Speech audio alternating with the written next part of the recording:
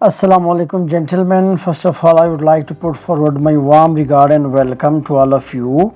Welcome to my channel. Welcome to Chemophile.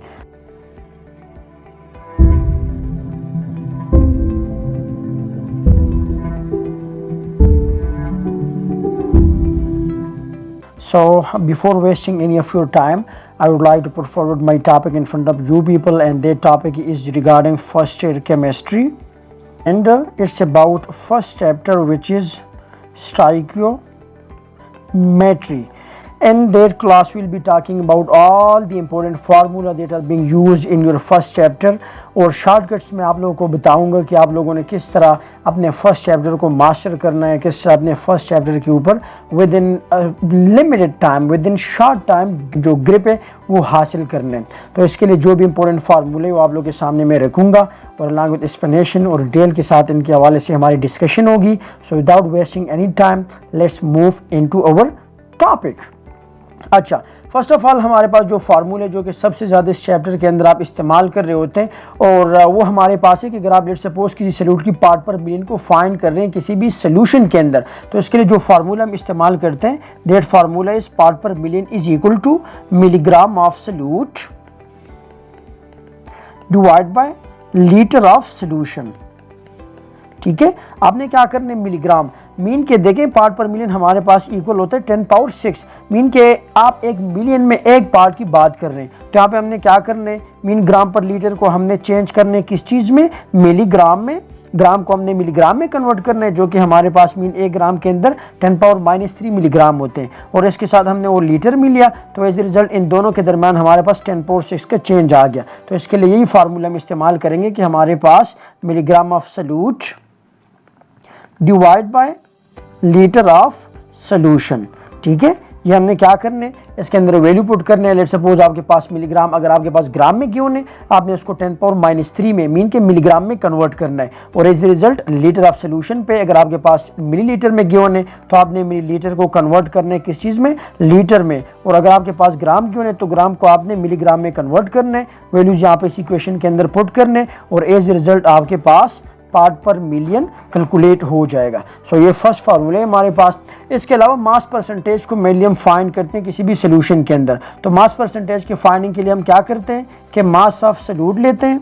ठीक है, जिस सॉल्यूट की आप बात करें, जो भी आपके पास मास गिवन है उसको आपने लेने और उसको आपने मास ऑफ सॉल्यूशन पे डिवाइड करना है। ठीक है, और मल्टीप्लाई करना है उन दोनों वैल्यूज को आप लोगों ने 100 के साथ। लेट सपोज मेरे पास 10 ग्राम सॉल्यूट का मास गिवन है और सोल्यूशन लेट सपोज मेरे पास 110 ग्राम है। तो इन दोनों को मैंने क्या करना है, इन दोनों को मैंने 100 के साथ मल्टीप्लाई करना है, और एज ए रिजल्ट सिंपली मेरे पास जो मेरी वैल्यू है मास परसेंटेज की किसी भी सॉल्यूट की वो फाइंड हो जाएगी। इसके अलावा वॉल्यूम की परसेंटेज को मैंने फाइंड करते हैं इसी चैप्टर के अंदर। तो उसके लिए हमने क्या करना है कि वॉल्यूम ऑफ सॉल्यूट लेना है, उसको डिवाइड करना है वॉल्यूम ऑफ सोल्यूशन पे, और इन दोनों को हमने मल्टीप्लाई करना है 100 के साथ। तो हमारे पास वॉल्यूम की परसेंटेज आ जाती है।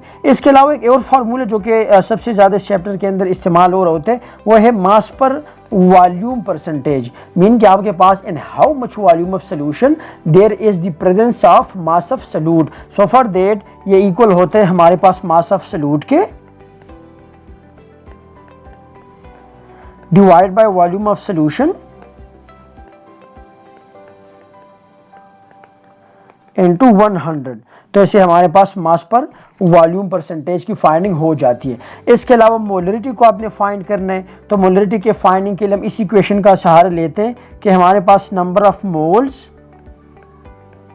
Divide by volume of solution.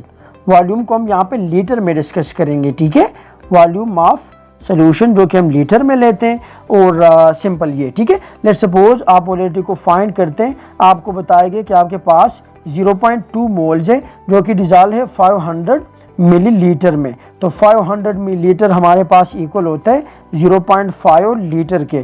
तो आपने 0.2 को 0.5 पे डिवाइड करना है, और एज ए रिजल्ट आपके पास आपके मोलरिटी की फाइंडिंग हो जाती है। ठीक है, इसके अलावा मोलरिटी के लिए हमारे पास ये फार्मूला है कि हमने mass divide by molar mass into volume करना है। ठीक है, आपको अगर मास गिवन है, लेट सपोज आपको बताया गया कि लेट सपोज सोडियम हाइड्रोक्साइड के 20 ग्राम की जो मोलरिटी आप वो फाइंड करें। तो हमने क्या करना है, अब हमें पता है कि मास जो हमें गिवन है वो है 20 ग्राम, और मोलर मास सोडियम हाइड्रोक्साइड का वो हमें पता है कि सोडियम, ऑक्सीजन और हाइड्रोजन, तो सोडियम का 23 है, ऑक्सीजन का 16 है और हाइड्रोजन का 1 है। एज ए रिजल्ट ये हमारे पास 40 आ रहा है। और वॉल्यूम आपने 1 लीटर की यहाँ पे बात करनी है, ठीक है, वॉल्यूम इक्वल टू 1 लीटर। तो सिंपली अब हमने क्या करना है, यहाँ पे वैल्यूज पुट करने, molarity equal to mass given 20 divide by हमारे पास जो इसकी मोलर मास है वो 40 है और वॉल्यूम 1, तो मोलरिटी हमारे पास 20 divide by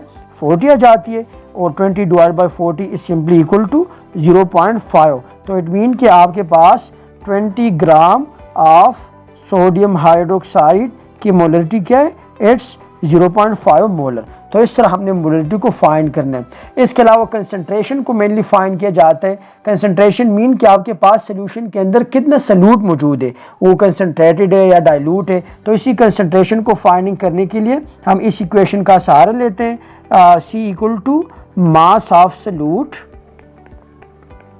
divide by volume of solution.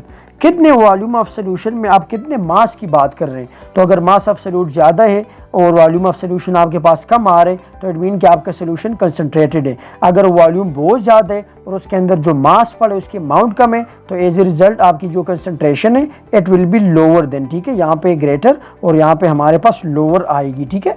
इसके अलावा हम क्या फाइंड करते हैं, फॉर्मेलिटी को, फॉर्मेलिटी ऑफ एनी सॉल्यूशन। तो फॉर्मेलिटी हमारे पास क्या है, मोलरिटी ऑफ आयोनिक कंपाउंड, ये है मोल ऑफ सॉल्यूट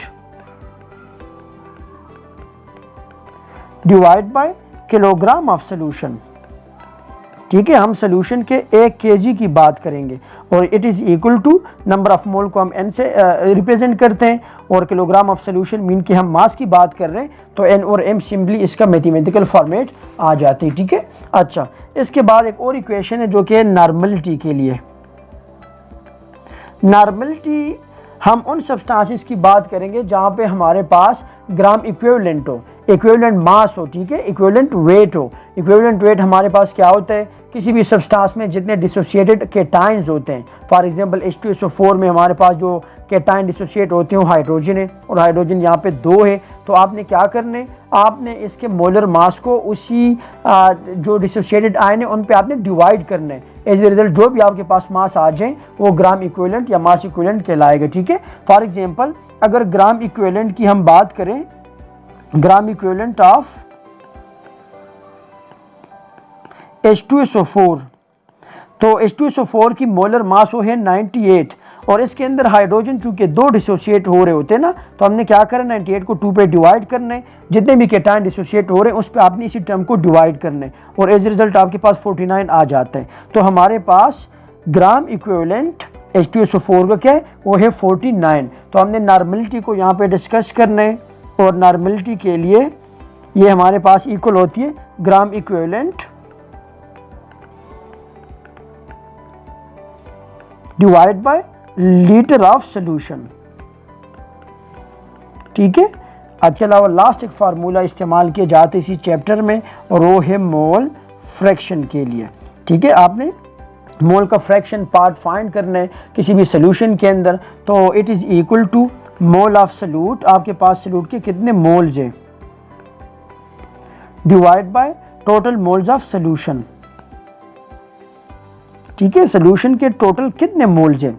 फॉर एग्जांपल हमारे पास लेट सपोज कोई सॉल्यूशन है उसके अंदर 3 किस्म के सॉल्यूट एड है, ठीक है। तो हमारे पास लेट सपोज एक सॉल्यूट के मोल्स है 2 और एक के मतलब ये 2 आ गए, एक के हमारे पास लेट सपोज 1 है और एक के लेट सपोज हमारे पास 3 है। तो हमारे पास 2 डिवाइड बाई 6 आ जाते हैं और मोल फ्रैक्शन इसका आ जाएगा 0.33, ठीक है। सी you in my next video. Till then, good luck to all of you.